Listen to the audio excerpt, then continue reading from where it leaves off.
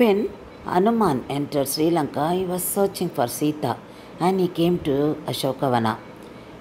He thought to himself, maybe Sita, who has her mind set on Rama and who is mourning this separation from him, will come to this garden.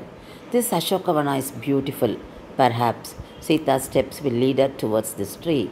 I have been told by Rama that she is extremely fond of trees and flowering shrubs and waterfalls. This garden seems to be made just for her. She is sure to find a kind of comfort in these surroundings. This river has very sweet, clear water, and most probably Sita will come here to touch the water and worship the sun at dawn.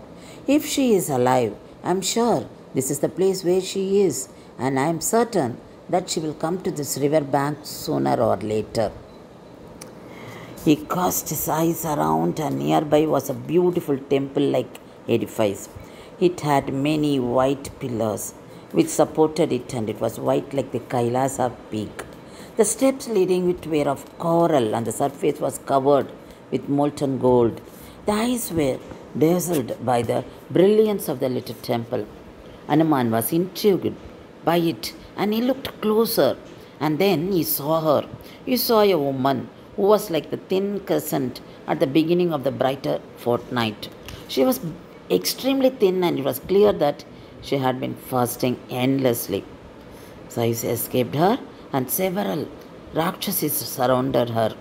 She was beautiful, and her beauty had been dimmed by her sorrow, like fire is hidden by the clouds of smoke enveloping it. She was draped in a crumpled piece of silk, yellow in color. Dust had found place all over her body, and she seemed not to care for it. She had spurned all ornaments. She was white like a lotus stalk which had wilted. She had been grieving for long, and she looked like the star Rogini which had been swallowed by Angaraka.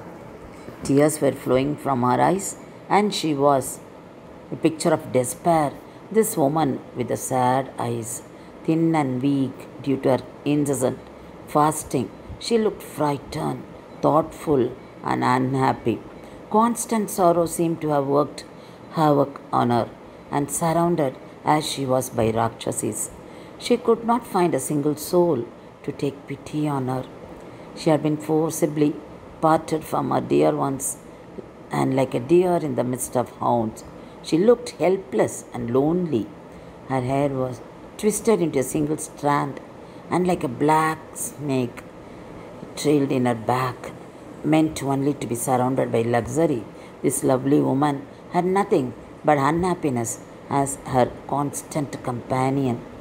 She had never known what it was to be unhappy till then, and her large eyes were still trying to understand why she was made to suffer so. Hanuman saw her and thought, this is she. This is Sita, who has been stolen from her husband by this low-minded Rakshasa. She's all that I had imagined her to be. Her face is like the moon, and her eyebrows are etched on her face. She's like a goddess who can make the surroundings glow with her radiance. Her hair is dark, and her lips are red and full. Her eyes are like the petals of the lotus. And this is Sita, born on this sacrificial ground and discovered by her father. Dear to the entire world, this beautiful woman is seated on the bare earth like a tapaswini. Her eyes are long and frequent. Her sorrow has dimmed her beauty like a flame covered by smoke. Her radiance is hidden by her pain. She is the image of forlorn hope, like a desire which has been frustrated, like an unfulfilled task, like fame which has been lost as a consequence of false rumors. Because she cannot go to her Rama, she is sunk in despair.